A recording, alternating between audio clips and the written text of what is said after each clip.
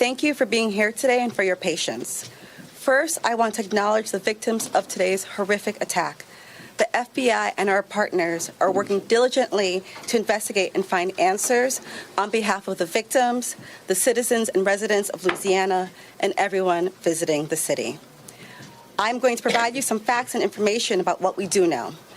I know that all of you will have questions, and we will try to provide some answers, but this is an ongoing investigation that's rapidly evolving. So there are some questions I will be unable to answer at this time. The FBI is the lead investigative agency, and we're investigating this as an attack of terrorism along with our partners. Today at approximately 3:15 a.m. Central Standard Time, an individual drove a pickup truck into a crowd on Bourbon Street in New Orleans, killing at least 10 individuals and injuring dozens more. After hitting the crowd, he exited the vehicle and fired upon local law enforcement. Law enforcement returned fire, and the subject was pronounced deceased at the scene. 2 law enforcement officers were injured and transported to local hospitals. The subject has been identified as 42-year-old Samsud Dim Jabbar, a U.S.-born citizen from Texas. He was driving a Ford pickup truck, which appears to be rented, and we are working to confirm how the subject came in possession of this vehicle. An ISIS flag was located on the trailer hitch of the vehicle, and the FBI is working to determine the subject's potential associations and affiliations with terrorist organizations.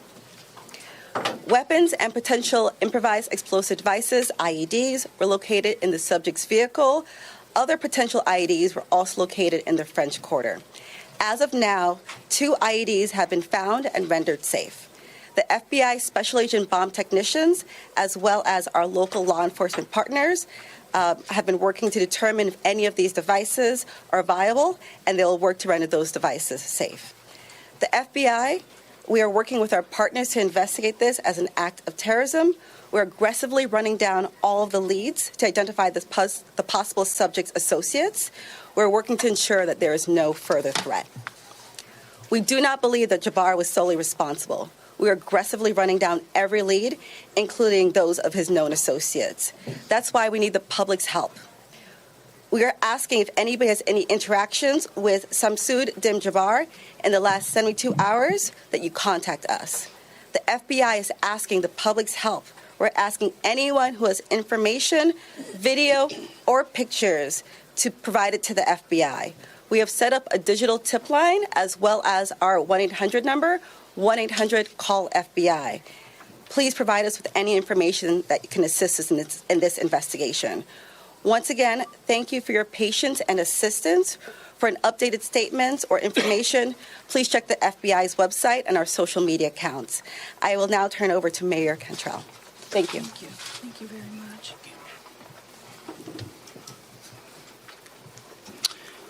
Thank you, Agent Duncan, for your leadership and the full support of the FBI. First and foremost, I want to express my deepest condolences to the families and loved ones that were impacted by this tragedy on Bourbon Street and in the heart of the city of New Orleans. And I know that the entire New Orleans City Council grieves along right with me, no doubt about that, and our people and our families. My priority will continue to be to ensure that victims that remain on Bourbon Street now will be serviced and removed as soon as possible. But as stated, the FBI is in charge of this investigation and are doing everything necessary to make this happen. I also want to acknowledge hearing from President Biden, all of our federal partners, but most importantly, calling Governor Landry this morning, responded with haste, and we do say thank you. And of course, a demonstration of a unified support is right here in this room. That's how we collectively responded to this tragedy in the city of New Orleans. The mission now is to facilitate, support, and coordinate safety procedures to keep our residents and our visitors safe. I've gone to the hospital along with Chief Kirkpatrick to visit our police officers, and considering their injuries, they're doing well. As I mentioned, this investigation is ongoing, and the FBI remains the lead in the investigation. It is an active crime scene as well. We are committed, no doubt, to uncovering all details surrounding this tragedy. And we're taking every necessary step to put even more safety procedures in place, especially given the nature of the investigation. I'm going to ask people to do not go around our secured area if there is no essential need to do so. It matters, and again, it is an active crime scene. I also want you all to know that the Greater New Orleans Foundation has set up a fund to assist victims, and that information will be provided to you. Thank you, Ganoff. Again, I want to thank this unified team. We're leaning in. We will be relentless, and we will do everything that it takes to render real justice. This team will. I want to also just thank our citizens for your heartfelt prayers.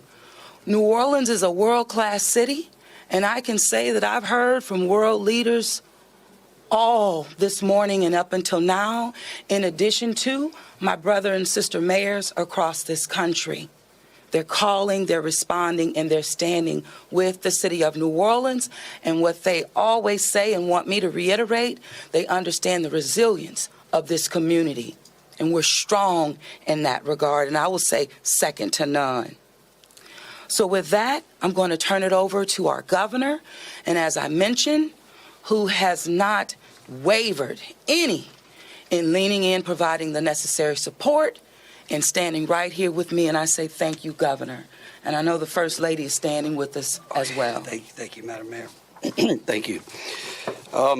Again, I want to thank the Mayor. Since about 3:45 this morning, when she called me, we have all been working just around the clock to both secure the city and to solve this act. You know, again, I want to reiterate that our prayers go out with all of those who have been affected by this tragedy. I want to thank our law enforcement officers. I want to thank our medical personnel. I want to thank our first responders.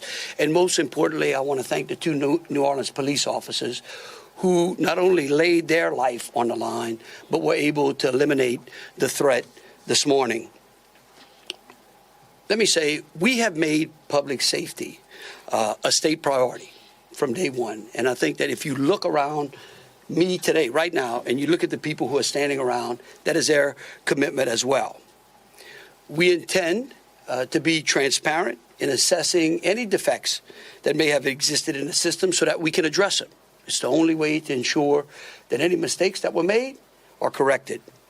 Specifically, we have been trying and working very diligently to address security concerns in preparation for the Super Bowl since October.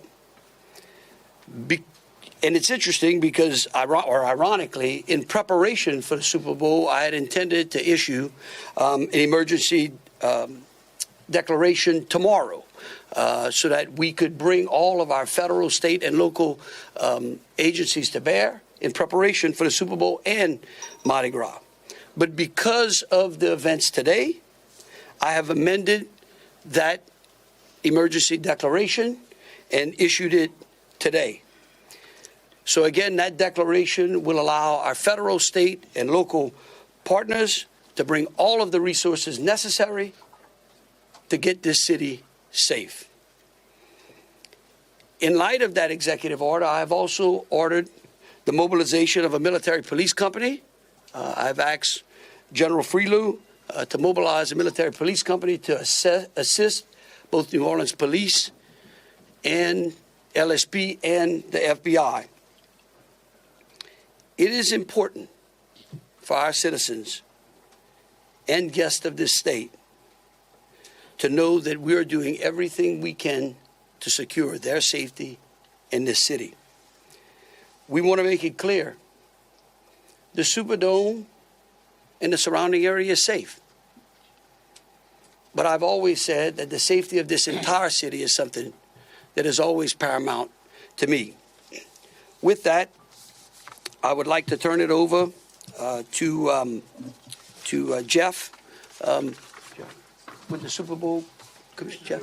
Jeff Dunley.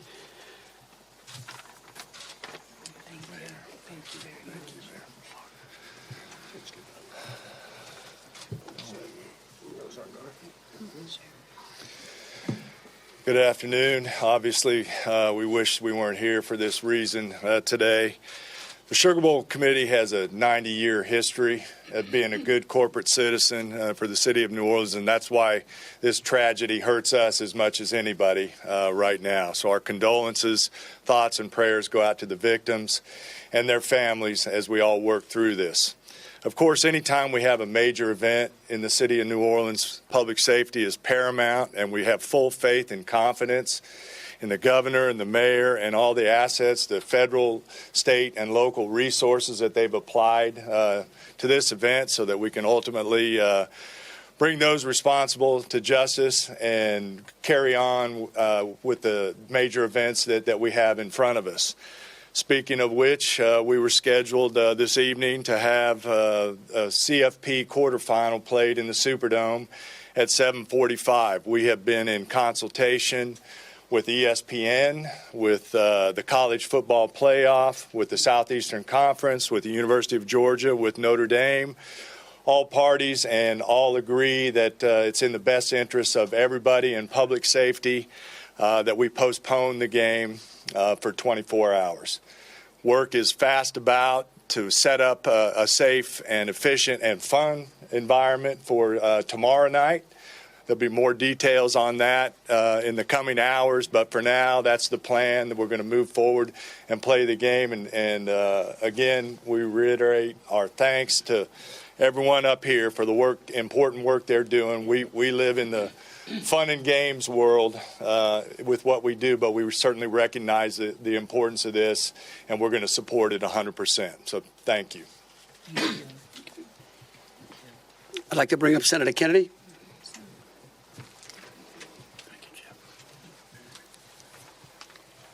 I wish I understood better why bad things happen to good people. If I make it to heaven, I'm going to ask. For those people who don't believe in objective evil, all you have to do is look at what happened in our city early this morning. I am,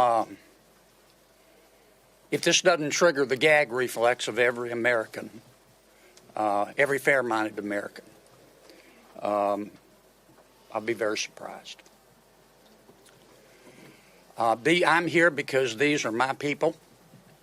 I'm here because these are my people's friends. I'm here because there are a lot of Louisianians that are scared tonight. I don't want them to be. There's a lot of information going around. Some of it is actually true. Some of it isn't.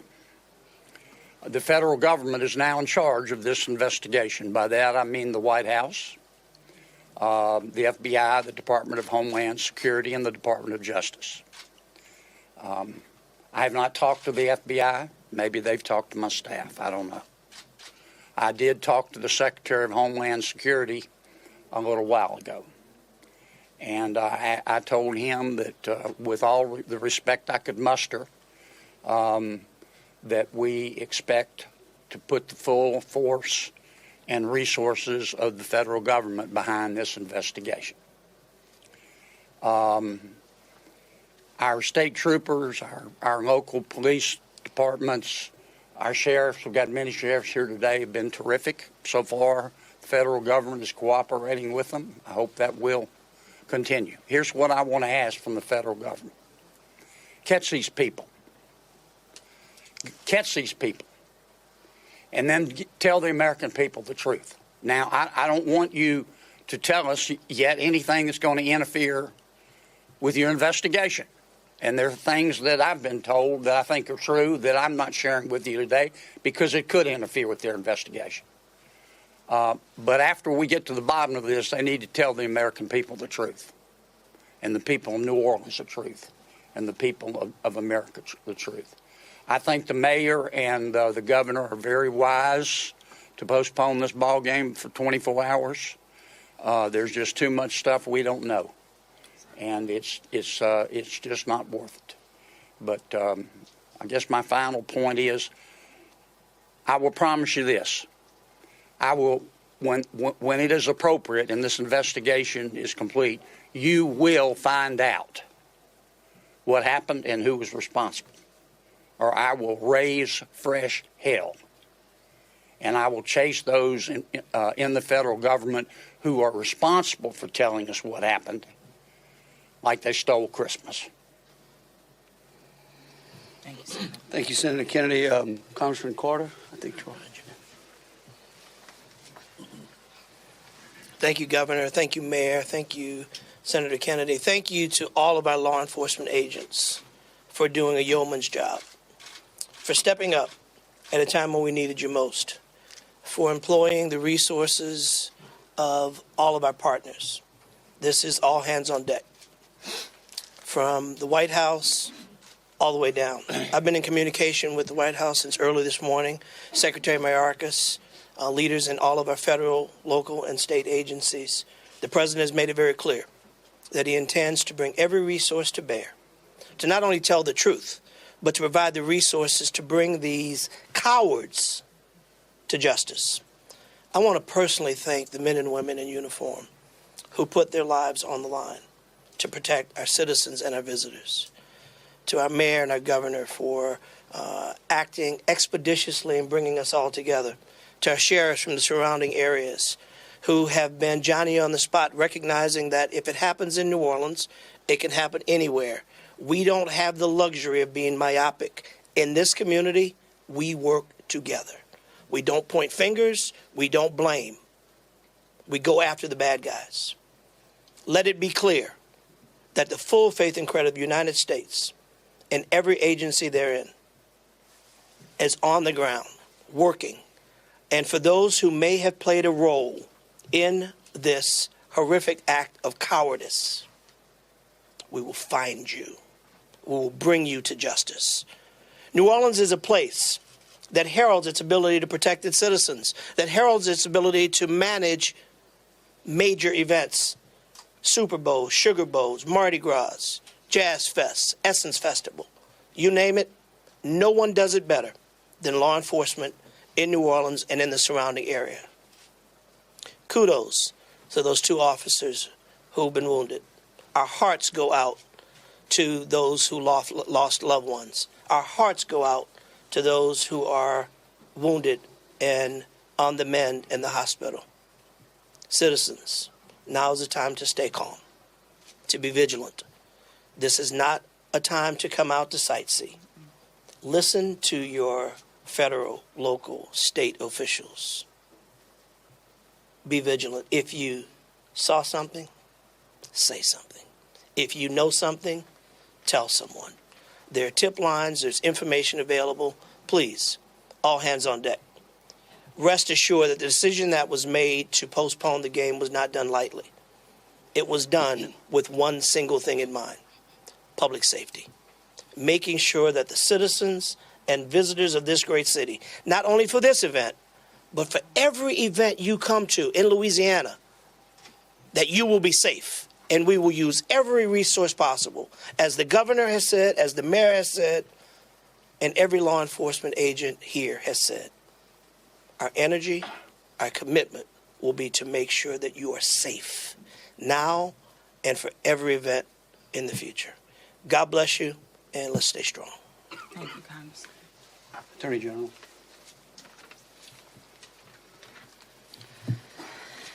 I first want to extend my sincerest condolences to the families of the victims. Parents got a phone call early this morning, that no parent ever wants to receive. And as a parent of children who come to New Orleans and spend time here, I know that that is just something that, we hold our breath sometimes till they're home safe, and some people did not come home safe. And we also have some people who are fighting for their lives right now in the hospital. So I'd ask everyone to pray for them. They need our support, and they need our prayers. This was a heinous act, a heinous, cowardly act, and we will find them, and we will bring them to justice. My office will be providing both investigative and prosecutorial support to the City of New Orleans, to the District Attorney, Jason Williams in New Orleans, as I have done for months. We will continue to do that. We will provide the governor with whatever support that he needs, and the Governor's Office of Homeland Security, whatever support that they need.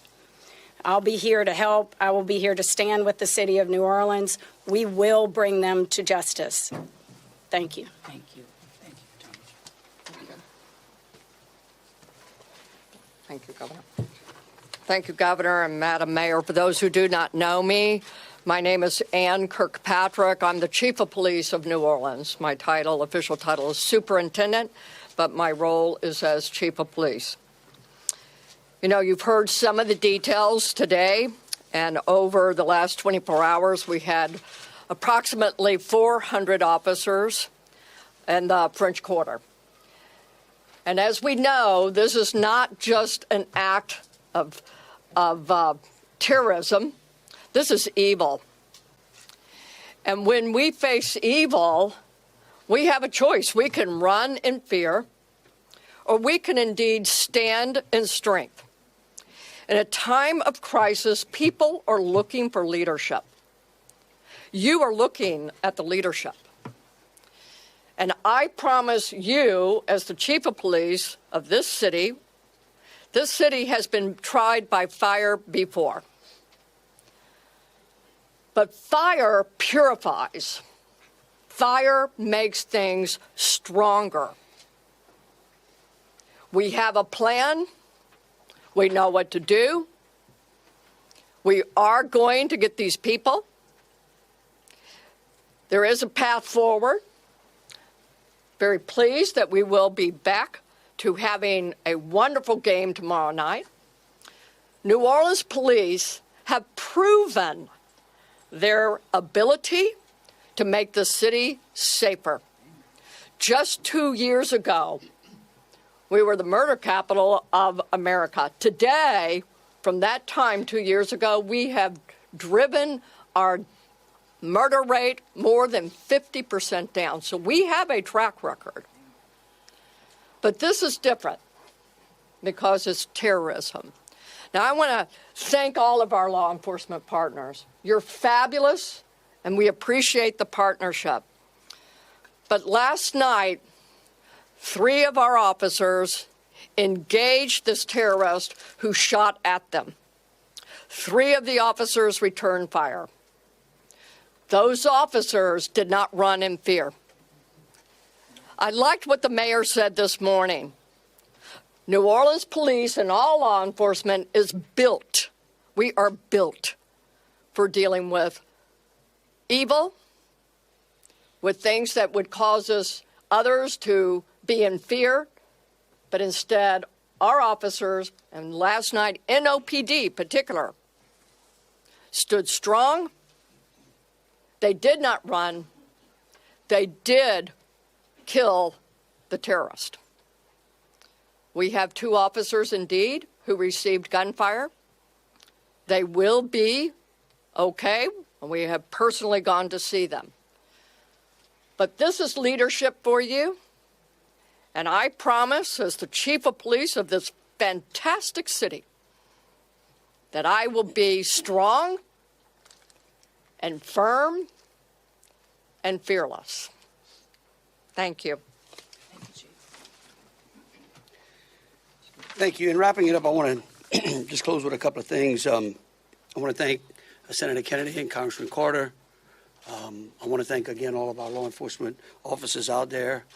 I want the families of the victims to know that I will be issuing an executive order that tomorrow, when Notre Dame plays Georgia, every flag of every state building in this state is going to be at half-mast.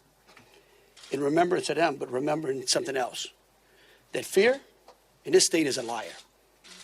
And these folks right here are going to make sure that justice is served.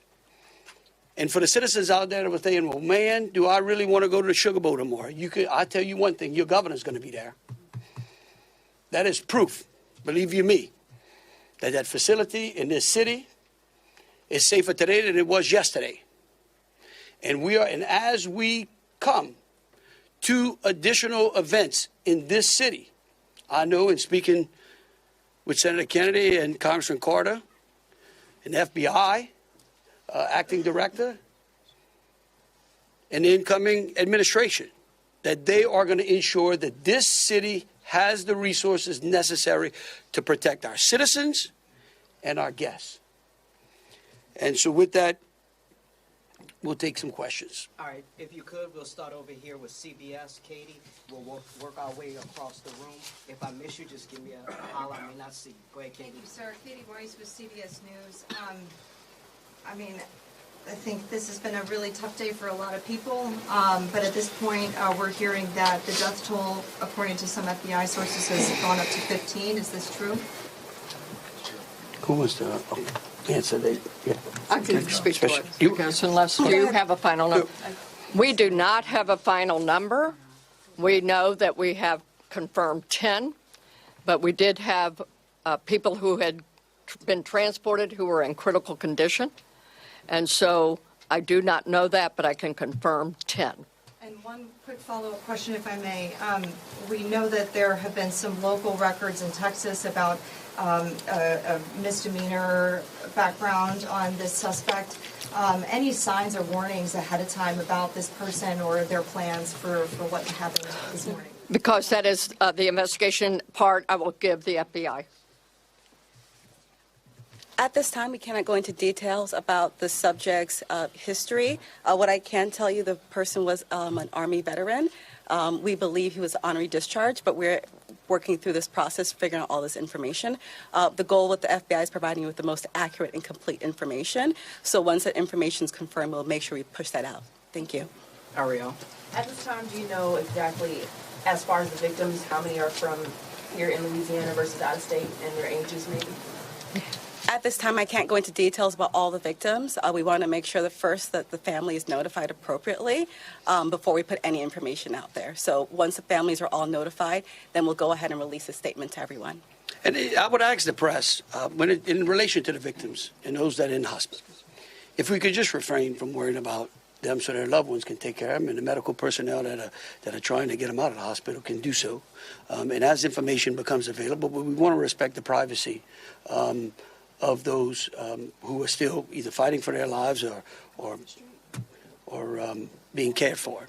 Thank you. A follow-up, if I may. Go ahead. You guys mentioned accomplices. You don't think that the suspect acted alone. About how many more suspects are you guys looking into at this point? It's a range of suspects. Right now with the FBI, we do not want to rule anything out. So that's why we're asking if anyone has had any interaction with the deceased subject Jabbar in the last 72 hours, provide us with this information.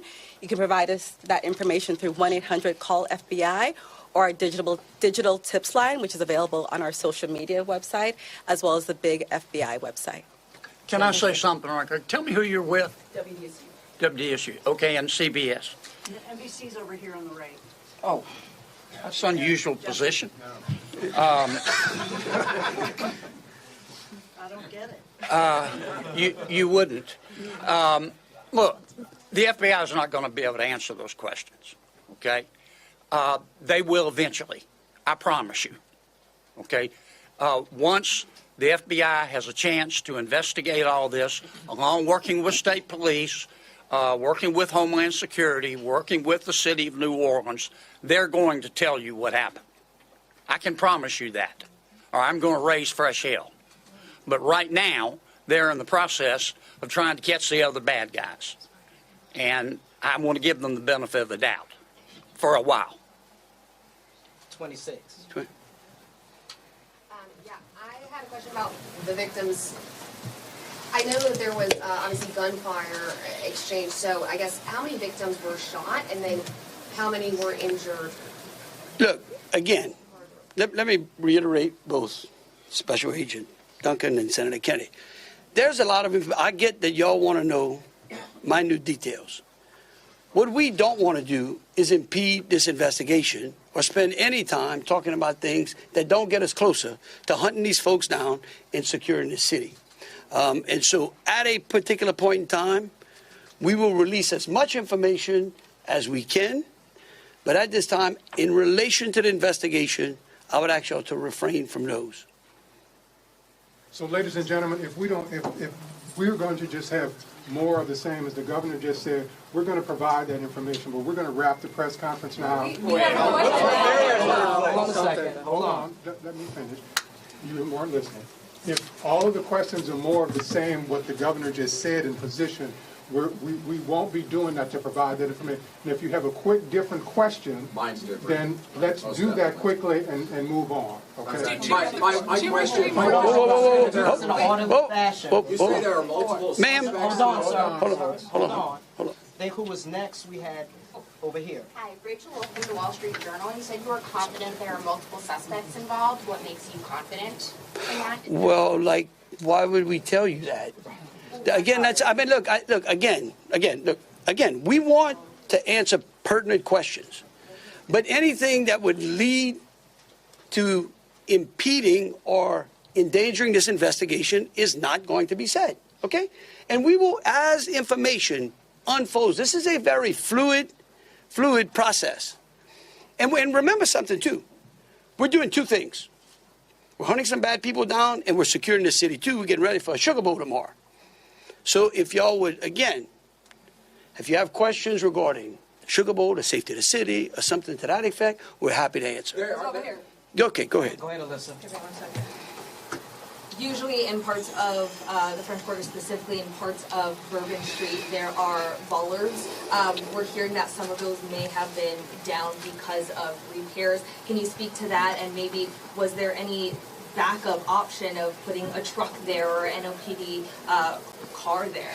Well, let me tell you, yeah, one, I'm going to let the mayor answer. I want you to know that's one of the first things I thought of this morning when the mayor called me, okay? And I will tell you that whatever the problem was is going to be solved. Thank you, Governor. Thank you, Governor, and thank you for the question. I do understand that it's been on your radar since this morning. As it relates to the bollards on Bourbon Street, over 10 years ago, over 10 years ago, the city of New Orleans implemented an infrastructure project placing bollards on Bourbon Street.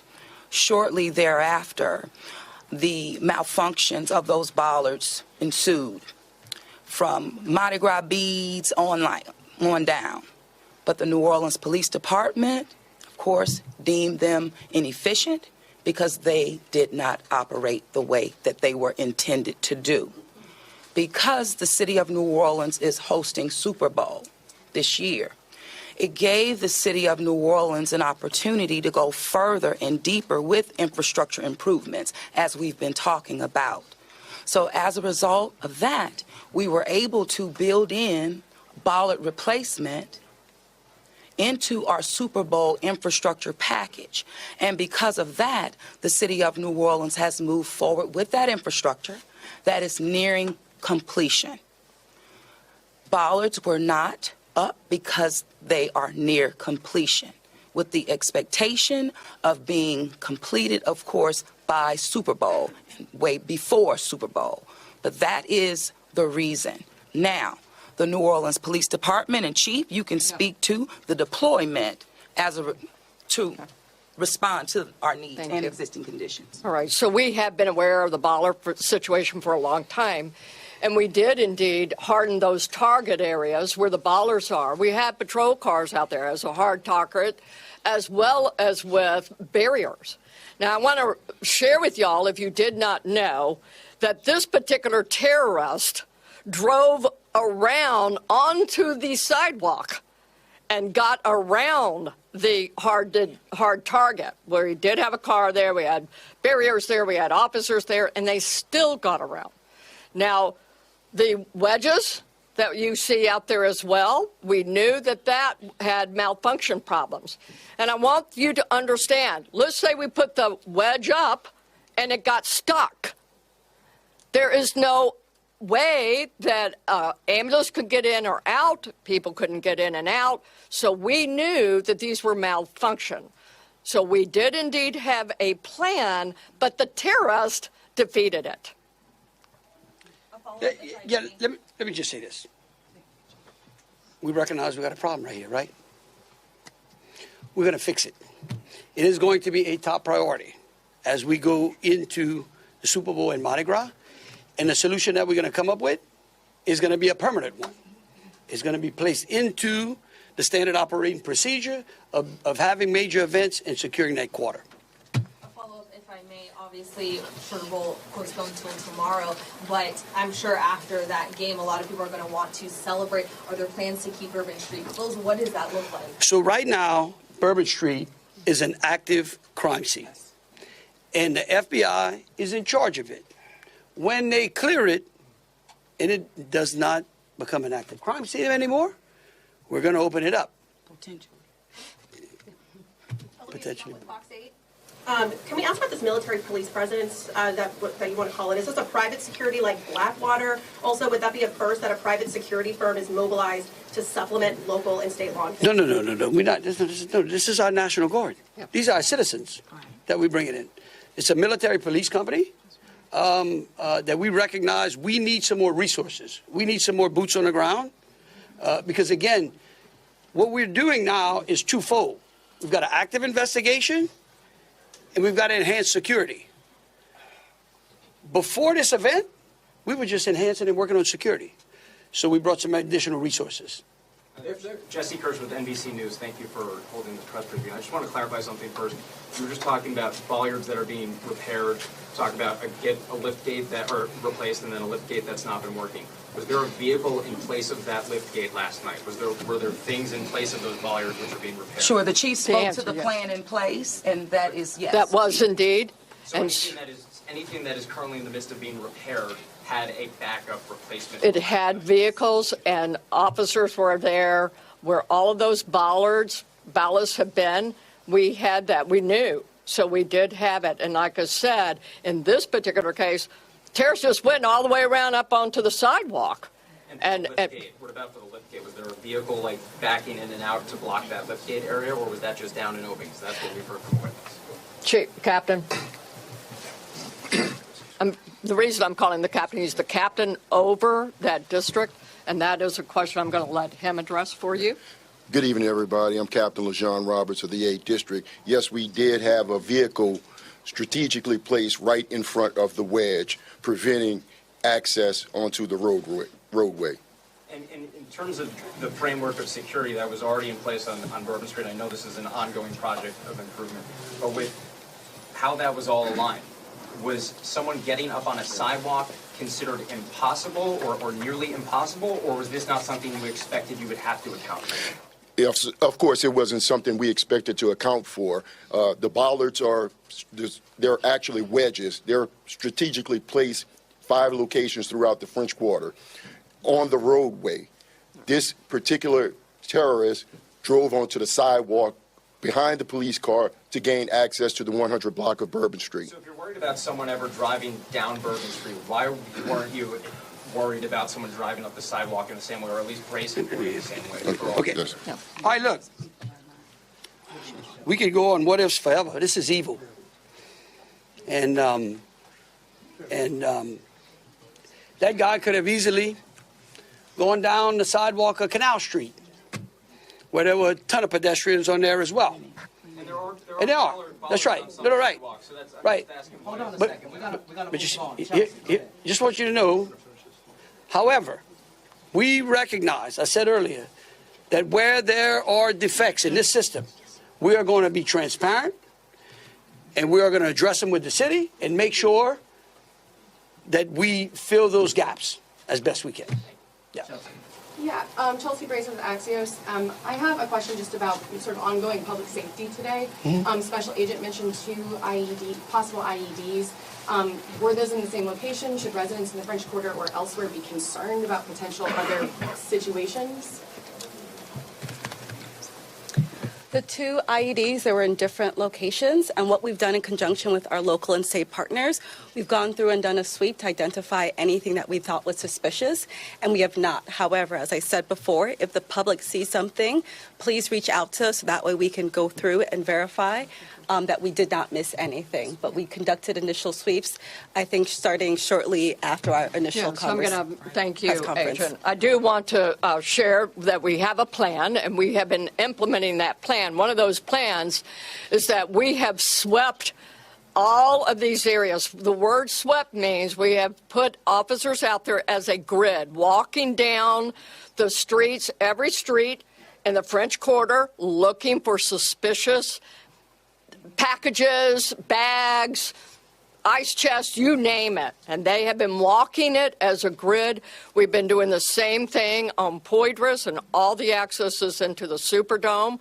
Part of the safety plan is we have bomb dogs out there sweeping the Superdome and all the exterior area, and we're locking that down.